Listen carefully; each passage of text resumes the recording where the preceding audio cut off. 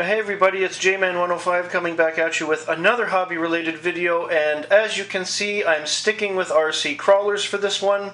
I know I've been doing a lot of that lately, but I've also been working on builds and projects. But today I'd like to talk to you about weight and weight distribution and how it affects your crawler. Now, a lot of people are prone to getting add-ons and accessories and swapping out parts when they get into the hobby to make their trucks look cooler and to give them better handling or what have you. I'm not immune to this. It took me a while, but when I got my Bronco, it was stock for almost a year before I started playing with it and adding parts and doing different things to it.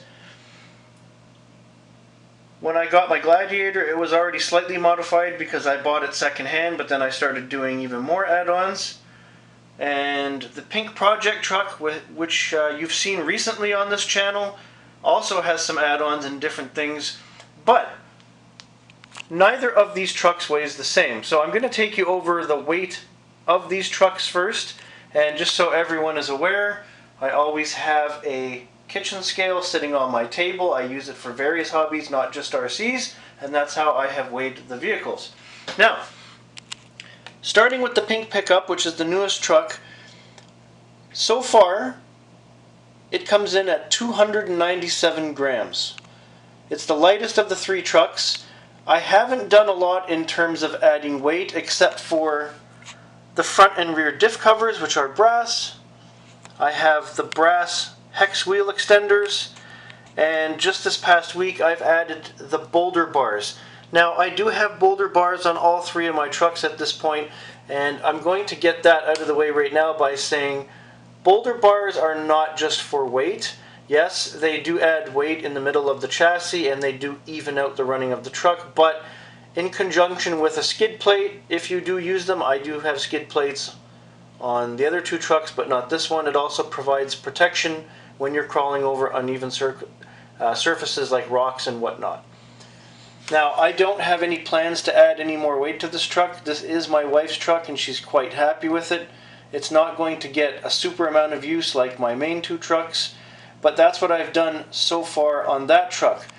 Keeping in mind that when you're working on a truck and or building a chassis, your ESC and especially your battery are going to contribute to weight distribution and how the truck moves. I have not moved the battery locations on any of these trucks. I'm happy with them. I might end up one day turning this sideways and moving it a little bit more to the middle, but other than that, I'm happy with that.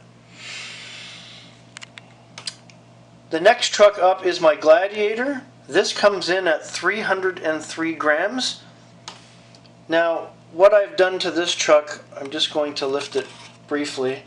I do have boulder bars, as I mentioned. There is an aluminum skid plate cover, which doesn't add a lot of weight. It's maybe 3 to 4 grams at the most. It does have brass diff covers.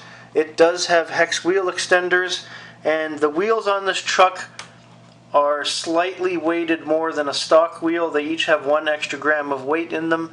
This is because this truck has a lighter body, and I noticed when I first bought it, it had a very odd center of gravity even with the diff covers, so I started monkeying with it and modifying where the weight went and how. You'll also see the battery is inline, which is all for better weight distribution in a truck like this. That's really all I've done with this truck in terms of weight. I didn't want to go nuts on it because it never handled that badly from when I first got it. And again, that's the second-hand truck. Now, the heaviest vehicle I have, and also the first crawler I ever bought, was my Bronco, which is right here. It comes in at 372 grams. Now, just as a heads up, the Bronco body itself, when you remove it from the chassis, weighs 111 grams. That is your biggest issue with weight off the start, and combined with the stock shocks that are horribly wobbly, that's why this truck is prone to tipping over when you first get it. Some people remove the roof rack and the goodies and the spare tire. I didn't. What I did was I added a cover for my spare tire, which is extremely light, and to give it better stability, I replaced the shocks almost immediately. I've added a skid plate cover that is aluminum.